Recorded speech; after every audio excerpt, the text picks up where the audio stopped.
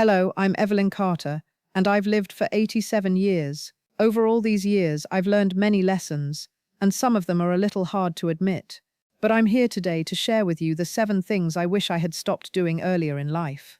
These are the habits I believe with all my heart that kept me from living my fullest, happiest life, and I don't want you to make the same mistakes.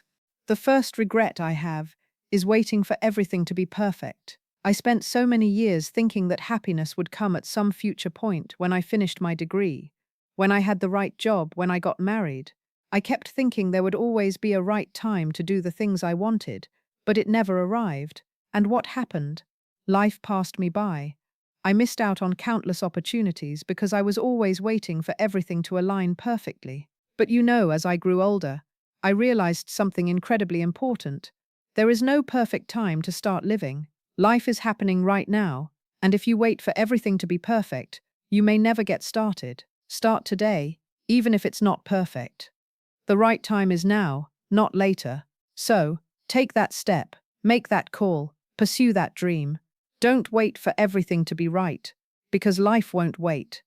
The second regret I carry with me is holding on to anger for far too long. I had a sister, Loretta, who hurt me deeply, and for 15 years I refused to speak to her. I carried that pain with me, and it weighed me down every single day. I thought I was punishing her, but in reality, I was punishing myself. Anger is like a heavy stone you carry around, thinking it will hurt the other person, but all it does is eat away at your own peace. One day, I decided enough was enough. I called Loretta, and I forgave her not for her sake, but for mine.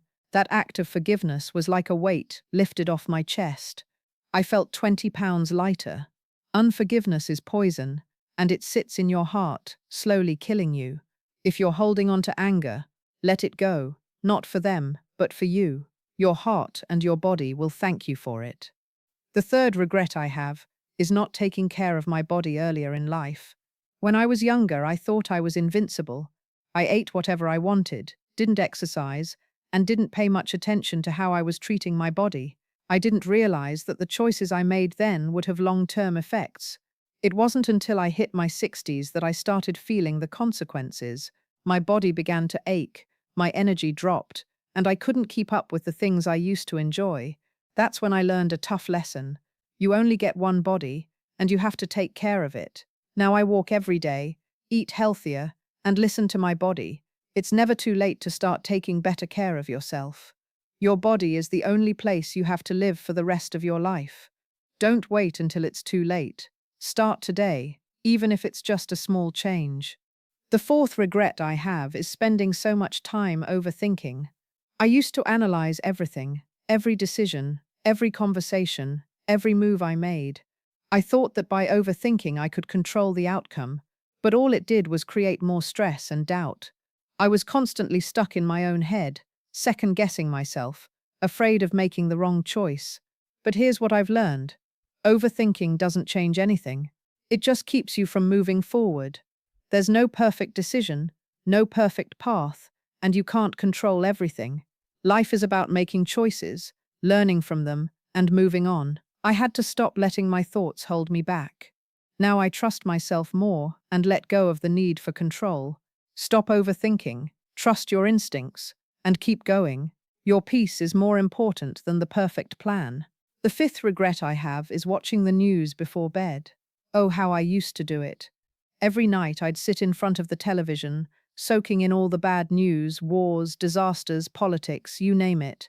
I thought I was staying informed, but in reality, it was just filling my mind with fear and chaos. And then, when I tried to sleep, my mind couldn't rest. The images, the negativity, would swirl around in my head, and I couldn't fall asleep. I realized how important peace is for a good night's rest. So, I stopped watching the news in the evenings. Instead, I read a book, prayed, or just sat quietly, letting my mind unwind. What you feed your mind before bed matters. Now I sleep soundly, and I wake up feeling lighter. If you're filling your head with negativity before sleep, I urge you to stop. You deserve a peaceful rest, and your mind needs it to heal and reset. The sixth regret I have is trying to please everybody. For most of my life, I was a yes woman. If someone needed help, I was there. If someone wanted something, I gave it to them. I thought I was being kind, but all I did was stretch myself too thin. I lost sight of myself, and in the process, I lost my joy. I was constantly tired, overwhelmed, and resentful. The truth is, saying yes to everyone means saying no to yourself. I've learned that it's okay to say no. Saying no doesn't make you selfish, it makes you self-aware. You have to protect your time, your energy, and your peace. And the people who truly love and respect you will understand. The ones who don't, well, they weren't really supporting you to begin with. So learn to say no kindly, but firmly. It's a powerful act of self-respect. The seventh and final regret is one that I hold closest to my heart. For most of my life, I waited to live. I thought happiness was always around the corner when I finished school, when I got married, when I had kids, when I retired.